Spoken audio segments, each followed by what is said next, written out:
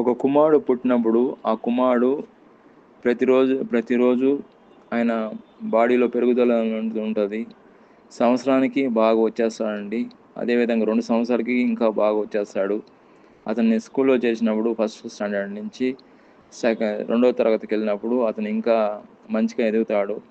రెండవ తరగతి నుంచి మూడో తరగతికి వెళ్ళినప్పుడు ఇంకా బాగా ఎదుగుతాడు అండి. మూడో తరగతి నుంచి నాలుగో తరగతి ఎదిగినప్పుడు ఇంకా ఆయన అంత బాగా ఎదుగుతాడు. నాలుగో తరగతి నుంచి ఐదో తరగతికి వెళ్ళినప్పుడు ప్రతి ఇయర్ స్టాండర్డ్ పెరుగుతూ ఉంటుంది. అంటే తరగతి పెరుగుతూ ఉంటుంది. 5వ క్లాస్ నుంచి 6వ క్లాస్కి వెళ్ళినప్పుడు తరగతి పెరుగుతూ ఉంటుంది. 6వ క్లాస్ నుంచి 7వ క్లాస్కి, 7వ క్లాస్ నుంచి 8వ క్లాస్కి, 8వ క్లాస్ నుంచి 9వ క్లాస్కి, 9వ క్లాస్ నుంచి 10వ క్లాస్కి, అంటే 10th క్లాస్ అవ్వగానే మళ్ళీ ఇంటర్మీడియట్ అవ్వగానే మళ్ళీ డిగ్రీ అవ్వగానే పీజీ, అట్లాగా ప్రతిరోజు ఎదుగుదల అనేది ఉంటూనే ఉంటుంది. చదువులోనూ, మానసికంగాను, శారీరకంగా అన్ని విషయంలో ఎదుగుదల అనేది ఉంటుంది. అదేవిధంగా దేవుడు కూడా మనల్ని విశ్వాసం ఎదగాలని కోరుతున్నాడండి. విశ్వాసంలో ఎదగడం అనేది చాలా ప్రాముఖ్యమైనది క్రైస్తవ జీవితంలో. విశ్వాసం నుండి అధిక విశ్వాసం ఎదగాలి. అధిక విశ్వాసం నుంచి గొప్ప విశ్వాసం మనం కలిగి ఉండాలండి.